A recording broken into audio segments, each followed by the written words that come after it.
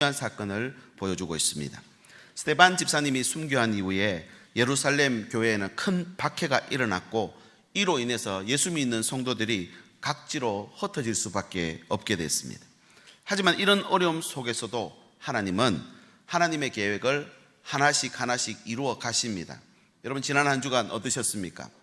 괜찮은 분들도 계셨겠지만 어려운 가운데 계신 분들 계셨을 줄 압니다. 여러분, 그런 가운데도 하나님의 계획은 이루어져 가십니다. 이걸 믿는 게 믿음이죠. 여러분, 초대교회 성도들이 각지에 흩어짐으로 인해서 예수 그리스도의 복음이 유대 땅을 넘어서 세계와 열방으로 뻗어나가게 되는 계기가 되었습니다. 그 중에 가장 중요한 사건이 뭐냐면 안디옥 교회의 설립입니다. 이건 사건이라 할 수 있습니다. 오순절 성령 강림 이후에 제자들이 담대하게 복음을 전했더니 하루에 3,000명, 또 하루에 5,000명, 그렇게 하니까 총 8,000명이 예루살렘 교회의 성도들이 되었고 교회가 세워지게 되었다는 것입니다. 그런데 이 안디옥 교회는 예루살렘 지역에 있는 교회가 아니라 아주 터키, 지금 튀르키예의 안티오키아라고 하는 지역에 세워진 교회입니다. 왜 이게 중요하냐면 예루살렘에서 700km나 떨어져 있는 이방 땅이거든요. 안디옥은 당시 로마 제국 안에서도 중요한 상업 도시였고 다양한 민족이 함께 어울려 사는 다문화 도시였습니다.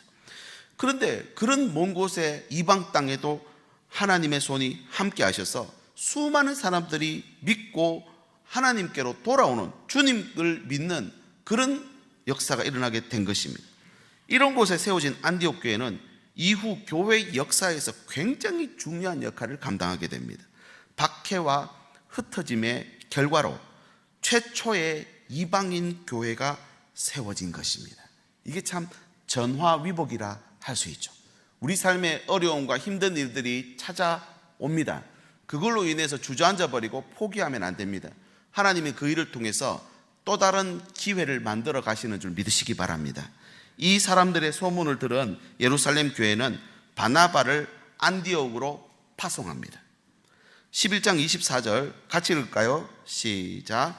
바나바는 착한 사람이요 성령과 믿음이 충만한 사람이라. 이에 큰 무리가 주께 다하여 지더라. 바나바의 권면에 힘입어서 착한 사람이다 그랬죠. 성령과 믿음이 충만한 사람이 그들을 향해 권면하고 그들을 사역했더니 그들의 수가 점점 많아져 갔다라고 말씀합니다. 오늘 이 안디옥 교회의 설립 과정을 통해서 하나님이 어떻게 함께 하시든지, 그리고 어떻게 안디옥 교회가 쓰임 받았는지를 생각해 보고자 합니다. 지난주에 우리 70주년을 또 함께 감사하며 축하했습니다. 이제 끝난 게 아닙니다. 시작입니다. 어떻게 우리가 교회를 세워가고 만들어 가야 할지를 고민해야 할 시기가 온 것 같습니다. 안디옥 교회 어떻게 세워졌을까? 첫 번째는요, 사람이었습니다. 사람. 안디옥 교회 성도 수가 크게 늘어나자 함께 사역할 동력자가 필요했고, 바나바는 그 적임자로 바울을 떠올렸습니다. 당시 바울은 다메섹 도상에서 예수님을 만난 이후에 변화된 삶을 살았지만 여전히 형제들, 예루살렘에 있는 교회의 형제들에게는 경계의 대상입니다. 워낙 그가 거세게 그들을 핍박했기 때문입니다. 그가 전도자가 되어서 예루살렘으로 돌아왔지만 아무도 그 말을 믿지 않았고요, 오히려 두려워하며 가까이 하지 않으려 했습니다. 그때 사도들에게 그를 데리고 가서 받아들이도록 설득한 사람이 누구냐면 바로 이 바나바입니다. 바나바는 바울에 대한 애정이 컸습니다. 그래서인지 안디옥에 파송되어서도 누구를 찾느냐면 바울을 찾았습니다. 25절 말씀입니다. 바나바가 사울을 찾으러 다수에 갔다 했는데, 사울은 이름은 유대식 이름이고요, 바울이라고 하는 이름은 헬라식 이름입니다. 우리가 일반적으로 사울이 바울로 이름 바뀌었다, 사울은 나쁜 사람, 바울은 좋은 사람, 여러분 이렇게 인식을 하는데, 사울이라는 말은 유대식 이름입니다. 그리고 바울은 헬라식 이름, 같은 의미를 가지고 있다는 거죠. 바나바는 그렇게 바울을 찾으러 그의 고향 다소로 갔습니다. 마침 바울은 예루살렘에 왔다 갔다 하면서 예수 그리스도의 복음을 조금씩 말하기 시작합니다. 그동안 예수님을 핍박하는 자로 알았던 대제사장과 서기관들, 유대 지도자들은 배신감에 사로잡힙니다. 그래서 저 배신자는 죽여야 되겠다. 그래서 바울이 살해 위협을 받기 시작합니다. 그래서 결국은 자기 고향으로 돌아와 피신해 있을 수밖에 없던 상황이었죠. 안디옥에서 다소까지 거리는 160km입니다. 걸어서 성인이 3일에서 4일 정도 걸리는, 제가 우리 안양에서 160km 한번 검색해 보니까 대전까지 정도 돼요. 그러니까 바나바가 대전까지 가서 지금 바울을 찾아갔다는 것입니다. 본문엔 단순히 바나바가 바울을 찾으러 다소에 갔다 했지만 원문을 의미를 찾아보면 열심히 찾았다, 열심히 구했다, 이런 뜻입니다. 이 단어의 뉘앙스는 그 대전에 가서, 대전까지 있는 그 지역에 가서 구석구석 뒤지고 다녔다는 것입니다. 단순히 만나려고 간 게 아니라 데려오려고 적극적으로 찾아다녔다는 말이죠. 어떻게 해서든지 사울을 찾아내서 안디옥으로 데리고 와서 함께 사역하겠다는 강한 의지를 엿볼 수 있는 말씀입니다. 바나바가 다소에 가서 바울을 데려와 복음 전하는 이 사역에 주역으로 등장시키는 과정인데, 이게 보통 사건이 아니에요. 사람이 여러분 얼마나 중요하냐면, 아무리 시스템이나 조직이 잘 되어 있어도 사람이 잘못 세워지면 다 무너집니다. 시스템 조직이 없어도 그냥 맨 땅에 가도 사람이 제대로 세워지면요, 모든 게 확실하게 일어난다는 걸 우리가 알 수 있습니다. 그래서 하나님이 사람을 만드신 거 아닌가, 또 하나님이 사람을 구원하기 위해 이 땅에 직접 오신 거 아닌가, 그런 생각을 해봅니다. 여러분 잘 보십시오. 하나님의 사람 바울은요, 정말 이 기독교 역사에서는 빼놓을 수 없는 사람입니다. 어떤 학자는 바울 없이 초기 교회가 존재할 수 있었을까 할 정도로 기독교에 엄청난 영향력을 끼쳤습니다. 사회에도 영향을 미쳤어요. 종교개혁뿐만 아니라 르네상스에도 영향력을 미쳤던 굉장히 중요한 인물입니다. 신약 성경이 27권이죠. 27권 중에 13권이 바울의 저서입니다. 이 바울이 그냥 성경책만 기록한 게 아니라 기독교 교리의 토대를 제공하는데, 그는 이방인과 유대인 모두에게 복음을 전했던 사람이고, 특히 이방인을 전도하는 데 영향이 있었던 사람입니다. 그의 사역을 통해서 복음은 지중해 연안 지역의 수많은 도시로 확산되었으며, 바울이 세운 교회들은 오늘날까지도 영향력을 끼치고 있습니다. 그는 신학자, 그리고 선교사, 또 변증가로서 열정적이면서도 아주 강한 의지를 갖고 있는데, 그가 가지고 있는 육체의 한계, 걸어 다니는 종합병원이라 했거든요. 근데 그 한계는, 그 열정에는 문제가 안 돼요. 그냥 뚫고 지나가는 겁니다. 바울을 모르고는 복음을 이해할 수 없다. 왜 그러냐? 제가 자료를 좀 찾아보니까요, 중세 기독교 신학과 교리를 확립하는데 바울이 엄청난 영향력을 끼쳤고, 근대 철학과 윤리 사상에도 영향력을 끼치면서 인권 사상이 그때부터 시작됩니다. 교회의 제도와 권위, 우리가 가지고 있는 교회의 제도와 권위, 이게 바울이 확립한 거고, 서양 문학과 예술, 단테의 신곡이나 르네상스 때 꽃피웠던 그 미술, 예술 시대, 그 서구 정치, 정교 분리부터 시작해서, 제가 자료를 찾다니까 이거 조사하다가, 이거 설교하다가는 오늘 설교 못 마치겠다 싶더라고요. 그 정도로 이 바울의 영향력이 엄청난 영향력을 가지고 있습니다. 바울의 여정은 14년 정도입니다. 이동 거리가 17,440km인데요. 세 번의 선교 여행을 정리한 그림을 한번 보시죠. 바울의 선교 여행 지도입니다. 이 1차가 파란색으로 지금 보이실는지 모르겠는데 2,240km를 왔다 갔다 했고요. 2년 동안에. 2차는 초록색 줄입니다. 초록색 줄인데 3년 동안 5,600km를 왔다 갔다 했어요. 3차 선교 여행은 주황색 줄인데 6년 동안 5,600km를 왔다 갔다 했고, 결국 붙잡혀서 로마로 압송됐는데, 로마로 가는 그 길은 빨강색으로 표시되어 있습니다. 4,000km. 이 지도는 사역자가 세워져서 동력하는 게 얼마나 중요한지를 보여주고 있습니다. 바나바가 그 소외되고 그 외면받고 있던 그 바울을 세워서 사역을 시작했는데, 이 사람이 그 유럽 전체를 복음화시켜 버립니다. 바나바는 이런 바울과 한 팀을 이루어서 함께 사역했습니다. 한 팀, 같은 말, 같은 마음, 같은 뜻이 정말 중요합니다. 아무리 팀이 꾸려져도요, 같은 말이나 같은 뜻이 아니면 분열하고 마는 것입니다. 바나바는 이 바울과 함께 안디옥에서 1년 동안 함께 머물며 무리를 가르쳤는데, 여러분 단순히 사람을 모으는 게 아니라 하나님의 사람을 발견하고 그 교회 안에서 자신의 사역을 감당할 수 있도록 사람을 계속해서 세우는 것입니다. 바나바는 바울이 가진 사명을 발견했고 그가 하나님께서 준비한 사람이라는 걸 알고는 그를 찾아가 복음을 위해 헌신할 수 있는 기회를 제공했던 피스메이커죠. 피스메이커. 나는 조금 손해봐도 되니까 사람을 세워줄 수 있는. 피스메이커의 반대말이 뭔지 아십니까? 트러블 메이커입니다. 갔다 하면 문제 일으키는. 그런 분들은 이슬람에다 보내놓으면 이슬람 다 깨지겠죠.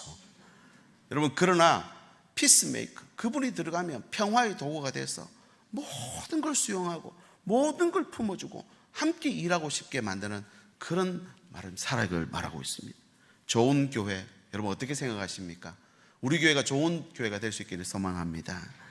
모든 성도들이 일사불란하게 자기 자리에서 빈틈없이 지키며, 오늘도 여러분 한번 눈여겨보십시오.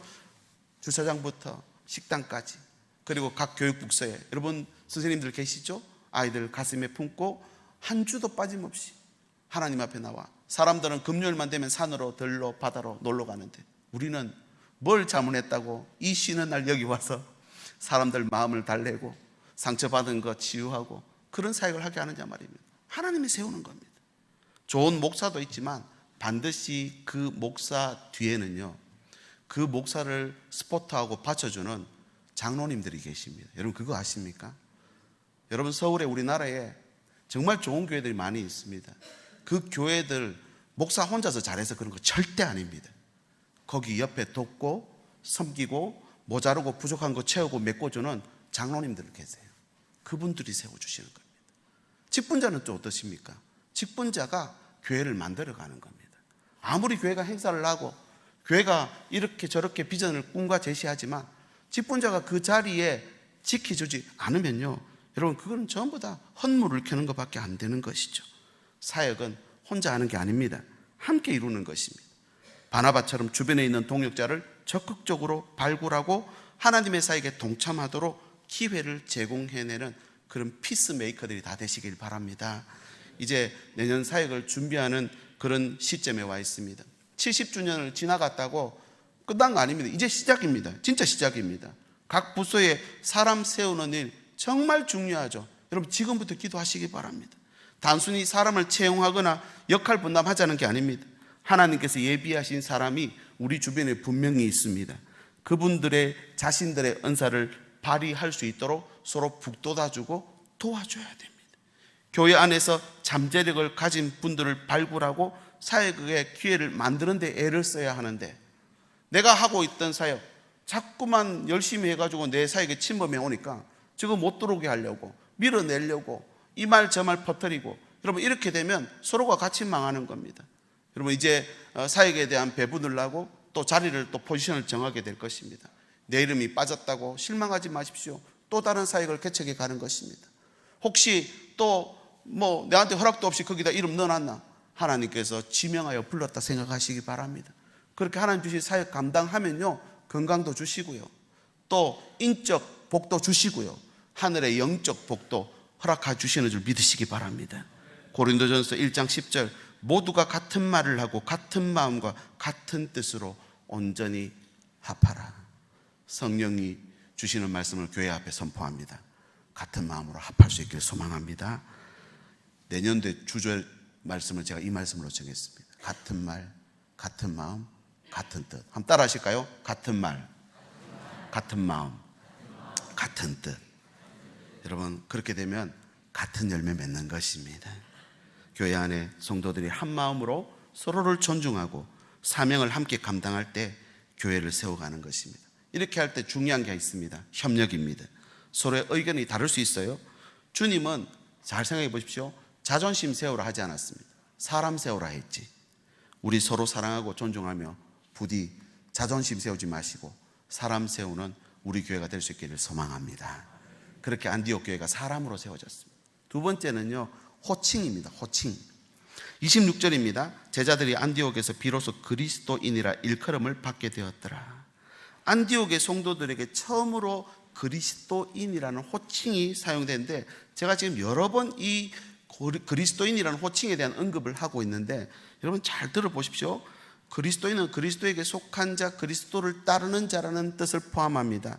이 호칭이 자기들 안에서 우리끼리 이렇게 부르자고 한 게 아니라 외부 동네 사람들이 붙여준 이름이에요. 그리스도인들이다 저희들은. 당시 로마 사람들은 인사를 주고받을 때 가이사가 우리 주인이시다, 그렇게 만날 때마다 가이사가 주인입니다 이렇게 인사했다는 거예요. 근데 이 예수 믿는 사람들은 아니다, 그리스도가 우리의 주인이시다 라고 말했다는 겁니다. 그리스도인이라고 하는 이 명칭은 별칭, 그러니까 별명이 아닙니다. 교회의 정체성을 드러내는 이름입니다.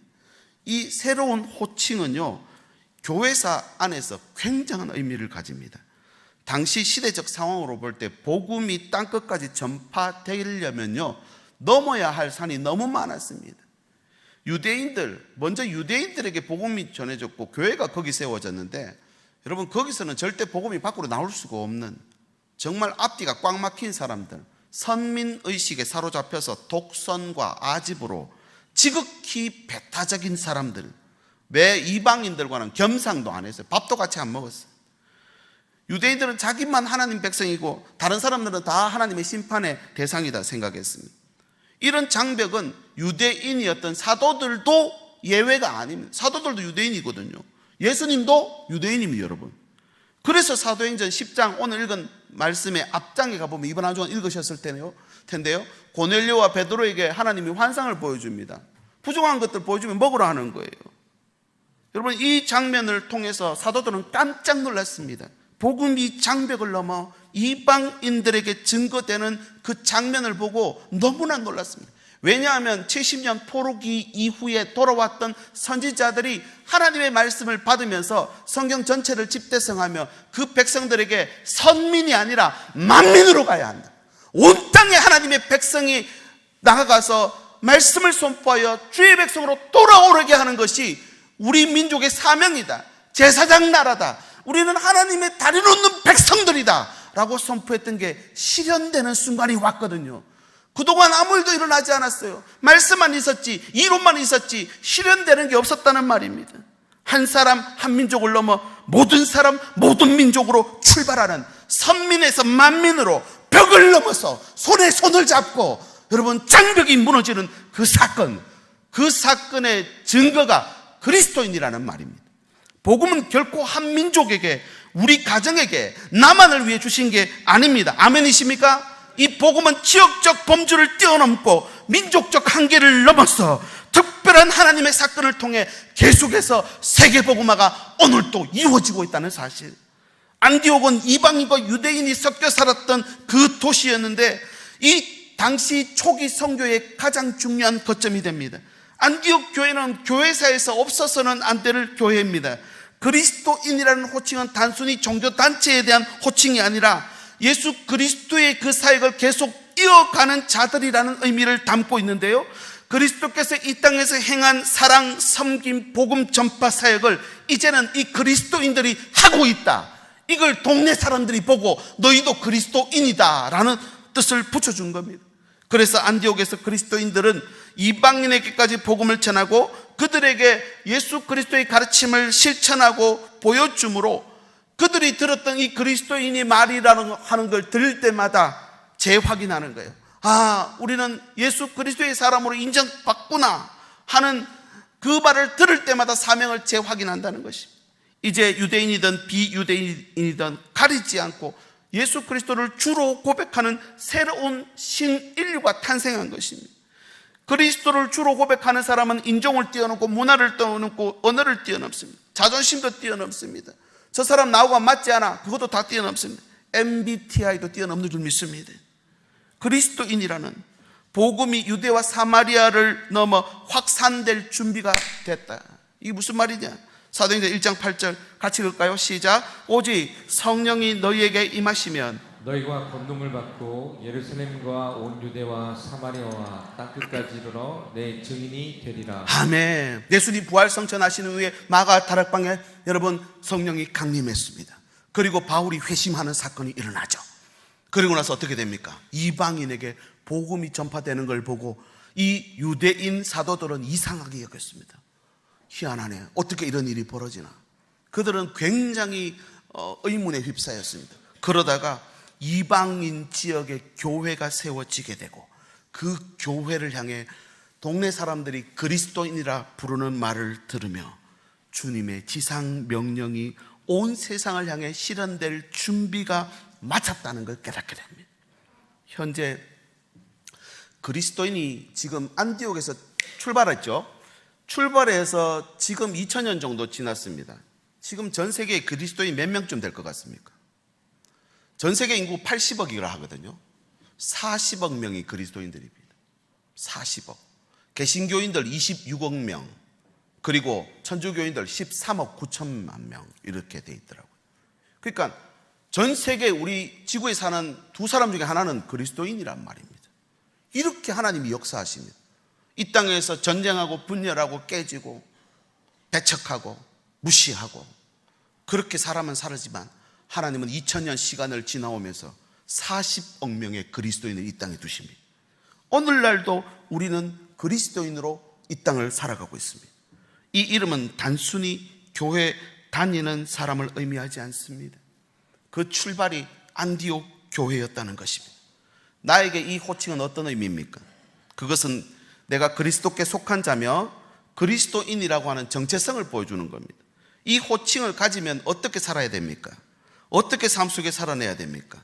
그리스도의 성품을 담고 세상 속에서 그분의 사랑과 진리를 드러내는 삶을, 우리가 섬기는 공동체 속에서 교회 안에서 성도들을 만나고 지체들을 바라볼 때 여러분 그리스도인으로 대해야 되는 거죠. 그 사명을 이어가는 예수 그리스도가 보여준 희생과 사랑의 본을 따라서 이웃을 섬기고 복음을 전파하며 세상의 빛으로 사는 것. 그래서 다시 주님께로 매년 우리가 해야 될 사명이 뭐냐 이겁니다. 이 주신 은혜를, 나도 살기 바쁘지만 믿지 않는 또 잃어버렸던 은혜를 다시 한번 그들에게 전할 도구가 되는 것. 베드로후서 1장 4절, 이게 얼마나 중요한 일인지 보십시오. 베드로후서 1장 4절, 이로써 그 보배롭고 지극히 큰 약속을 우리에게 주사 이 약속으로 말미암아 신성한 성품에 참여하는 자다. 신성에 참여하는 게 이 VIP 카드 작성해서 제출하는 거라는 거예요. 한 주간 3주죠. 3주간 동안 기도하는 거예요. 이거 신성한 성품에 참여하는 일. 이보다 중요한 일이 있습니까? 이보다 바쁜 일이 있으십니까, 여러분? 그리스도인이 된다는 것 죄 용서만으로 끝나지 않습니다. 이 말씀을 내게 주는 새 언약으로 받으시면 저와 여러분은 하나님 나라를 상속하게 될 것입니다. 죽음을 이기고 온전히 성화된 영화로운 육신, 새 백성으로 부활한다는 것입니다. 그리고 새 시대를 열고 들어가 하나님 나라에 영원히 우리가 살게 될 것이다. 이것이 하나님의 메시지입니다. 여러분, 그리스도는 그 정도 되는 사람들입니다. 이번 한 주간도 그리스도인으로 사시기를 바랍니다. 그리스도인이 들어가는 가정, 그리스도인이 들어가는 일터, 그리스도인이 들어가는 사회는 반드시 변화되게 되어 있다. 믿고 이 호칭을 가지고 살아가는, 이름표 딱 붙이고 살아가는 저와 여러분 되시길 바랍니다. 세 번째는 사랑입니다. 사랑. 이제 그리스도인이 어떤 사람들인지 보여주는 사건이 하나 생기거든요. 큰 흉년이 들었다 했습니다. 28절입니다. 그 중에 아가보라 하는 한 사람이 일어나 성령으로 말하되 천하에 큰 흉년이 들리라 하더니 글라우디오 때에 진짜 그렇게 되니라. 이게 이제 그 말씀입니다. 유대 땅에 특히 큰 피해를 줬습니다. 그러니까 예루살렘 교회가 있는, 그러니까 본집이죠. 본가에 큰 흉년이 들었습니다. 근데 지금 안디옥 교회 성도들이 헌금을 해서 보내는 일이 생겼는데 이게 중요합니다. 왜냐하면 당연한 것처럼 보이, 지금이야 당연한 거죠. 근데 그 당시에는 있을 수 없는 일입니다. 이방인이 본국에 있는 유대인들을 돕는다고요? 그리스도인이라는 이유 하나만으로 그렇게 했다는 거죠. 29절, 제자들이 각각 그 힘대로 유대에 사는 형제들에게 부조를 보내기로 작정했다. 여기 중요한 사실들이 몇 가지 나오는데, 첫 번째는 제자들이 각각 그 힘대로 했다는 거예요. 교회 재정에서 떼서준 게 아니라 각각 힘 닿는 만큼 부조를 해서 그 예루살렘 교회를 돕기 위해 보냈다는 거죠. 두 번째는 유대에 사는 형제들에게, 이렇게 돼요. 형제래요, 여러분. 형제가 절대로 안 되는 그런 시대입니다. 절대로 안 됩니다. 안디옥 교회가 예루살렘에 부조를 모아 보낸 것은 이방인 그리스도인과 또 유대인 그리스도인들은 하나다, 형제다, 우리는 뗄래야 뗄 수 없는 그런 관계다라는 걸 증명하는 사건이었다는 겁니다. 인종과 국적, 문화, 언어, 말은 할 수 있죠, 말은. 근데 이걸 실제로 뛰어넘어서 형제애를 실천했던 사람들이 바로 그리스도인들이었다는 겁니다. 30절, 이를 실행하여 바나바와 사울의 손으로 장로들에게 보내니라. 생각에만 머문 게 아니라 그냥 즉시 집행해버립니다. 바나바와 사울의 손에 들려서 예루살렘 교회로 갔습니다. 시간과 생명을 다투는 일이니까 선집행, 후보고 했을지도 모르겠습니다. 단순히 믿음을 고백하는데 그치지 않고 실천신학, 실천사랑을 했다는 것입니다. 사랑, 여러분 그리스도인의 삶의 핵심입니다. 안디옥 교회가 예루살렘 교회를 돕기 위해 성금을 모은 사건은 그리스도인의 사랑과 형제애가 어떻게 실천되는지를 보여줍니다. 지금도 그런 분들 많이 있습니다. 그런 기업도 많이 있습니다. 내가 가진 거, 얻은 거, 이익을 그냥 내한테 인마이 포켓하는 것이 아니라 하나님이 나를 여기 보내신 줄 믿고 어려운 자들을 찾아가며 어려운 자들을 돕고 그들에게 드리는 그런 헌신과 또 그런 애정들이 얼마나 하나님 나라를 확장해 가는지 모릅니다. 여러분, 이렇게 그리스도인다움이 무엇인지를 배워 알고 있었고 실천했던 안디옥 교회, 나중에 어떻게 되는지 아십니까? 정말 명실상부한 이방인 전도의 요람이 되어버립니다. 놀라지 마십시오. 이후 안디옥 교회는 바울 사도의 베이스 캠프가 됩니다. 3번에 걸쳐 전도 여행을 하는데요, 3번 모두 다 안디옥에서 교회에서 출발해서 안디옥으로 돌아옵니다. 선교 여행에서 가장 중요한 전초 기지 역할을 했고, 돌아올 때마다 선교 보고하면 바울을 더 지원하고 사역자를 파송하는 중요한 기지의 역할을 감당합니다. 그렇게 그리스도인이라 불리는 성도에 의해서 수리아 안디옥 교회였거든요, 여기가요. 그런데 비시디아 안디옥 교회 하나 더 개척하고요, 갈라디아 교회, 골로새 교회가 세워집니다. 여러분 잘 아시는 요한계시록에 나오는 소아시아 7교회 있죠. 에베소 교회, 스무나 교회, 버가모 교회, 두아디라, 사대, 빌라델비아, 라오디게아 교회가 전부 안디옥 교회에서 출발한 거점이었습니다. 안디옥 교회는 그야말로 세계 선교 센터였습니다. 교회는 그런 곳입니다. 주님이 세운 교회는 그런 곳이 되어야 할 줄 믿습니다. 저는 이 말씀을 준비하면서 우리 신일교회가 하나님, 우리 교회가 세계 선교 역사의 거점이 되게 해 주시옵소서. 그 일 감당할 수 있도록 온 성도들에게 하늘의 복을 부어주시고 사람을 붙여주시고 세상의 모든 영권, 인권, 물권을 우리 교회에 붙여주시옵소서. 감당하는 거예요. 이것이 하나님이 교회에 주신 사명입니다. 이번 한 주간 여러분 복음의 전신갑주를 입고 주님 주시는 사명 넉넉히 감당하시길 예수님의 이름으로 축복합니다. 어떤 한계도, 어떤 차별도, 어떤 갈등도 그리스도인이라는 이유 하나만으로 여러분 이겨낼 수 있는 명분이 되는 거예요. 주님은 아낌없이 다 주셨습니다. 나를 위해 주신 것 맞지만 궁극적으로 온 세상 복음을 위해 주신 거죠. 내가 잘 돼야 하는 이유는 나로만 머물 것이 아니라 더 나아가서 세계와 열방 가운데 높임 받으실 주님을 위한 삶으로 나아가야 함을 청명하는 단어가 그리스도입니다. 내게 이 그리스도인이라는 딱지가 붙어있다. 내 교회밖에 모르는 교회는 사실 그리스도의 교회가 아닙니다. 내 가정밖에 모르는 가정은 그리스도의 가정이 아닙니다. 왜냐하면 모든 교회는 그리스도의 지체이기 때문입니다. 예수 그리스도는 오직 한 분이십니다. 그 한 분 예수 그리스도의 몸에 속한 지체로 오늘 저와 여러분들이 도리와 책임을 다하며 감사하고 기뻐할 수 있는 교회가 될 수 있기를 바랍니다.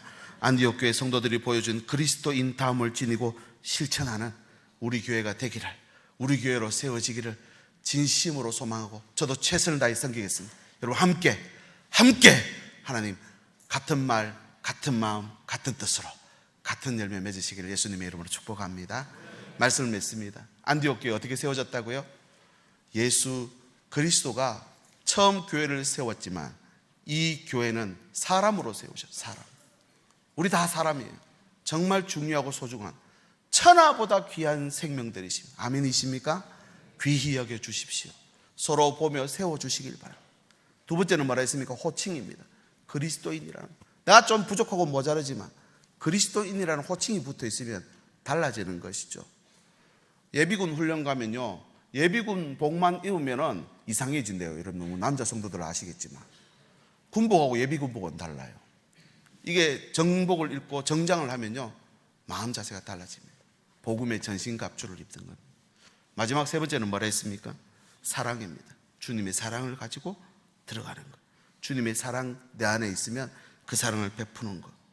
그리스도인으로서 우리는 말로만 따르는 것이 아니라 실천적인 그 사랑을 드러나는 그런 시간들을 만들어갈 수 있기를 바랍니다. 그래서 다시 한번 부탁드리고 싶습니다. 직분자들을 다시 한번 세우고, 또 위원회와 팀장들, 부팀장들, 팀원들, 나 싫다, 못한다, 나 시간 없다, 바쁘다, 못한다, 이게 아니라 하나님 주신 사회 감당하면 여기에 필요한 모든 영권, 물권, 인권은 다 주시는 줄 믿습니다. 여러분, 방법을 다르게 해보십시오. 주면 하겠다가 아니라 하면 주십니다. 아멘이십니까? 하면 주십니다. 아멘 하셨습니다. 예, 그렇게 함께 달려갈 수 있길 바랍니다. 제가 그래서 기도 제목 3가지 정했습니다. 그냥 제가 기도하고 넘어갈까 했는데 기도 제목을 같이 읽고 한 주간 또 살면 좋겠다 싶어서 적어왔습니다. 같이 읽습니다. 시작. 그리스도인이라는 이름에 합당한 삶을 살아가게 하소서. 주님의 사랑을 본받아 사랑을 실천하게 하시고 이웃과 형제를 섬기는 마음을 주시옵소서. 세상 속에서 빛과 소금의 역할을 감당하며 그리스도의 사랑을 전하는 우리 교회 되게 하소서. 우리 함께 기도하고 이 찬양 드리겠습니다. 하나님 감사합니다. 합당한 삶을 살아가게 해 주시옵소서. 온 성도들이 하나님 주님의 사랑을 본받아 사랑을 실천하게 하시고 이웃과 형제를 섬기는 우리 가정도 되게 하시고 나의 삶이 되게 하시고 우리 교회가 되게 해 주시옵소서. 세상 속에서 빛과 소금의 역할을 감당하며 그 사랑을 전하는 우리 교회 복음의 전초기지 베이스 캠프, 어떤 영혼도 이 교회 안에 들어올 때 구원받게 하시고 위로받게 하시고 하나님 주신 열정 다시 한번 세우는 교회가 되게 주옵소서. 예수님의 이름으로 기도드립니다. 아멘. 잘 일어나셔서 함께 이 찬양 함께 믿음으로 선포하겠습니다. 진정한 예배가 숨쉬는 교회, 주님이 주인 되시는 교회, 믿음의 기도가 쌓이는 교회, 최고의 찬양을 드리는 교회, 말씀이 살아 움직이는 살아 움직이는 교회, 성도의 사랑이 넘치는 교회, 섬김과 헌신이 기쁨이 되어 열매 맺는 아름다운 우리 두 손 높이 들고 주님의 마음 닮아가게 하소서. 마음 닮아서 이웃을 사랑하는 교회, 주님의 영광을 위해서 빛 대신 주님 전하는 교회, 아멘 아멘.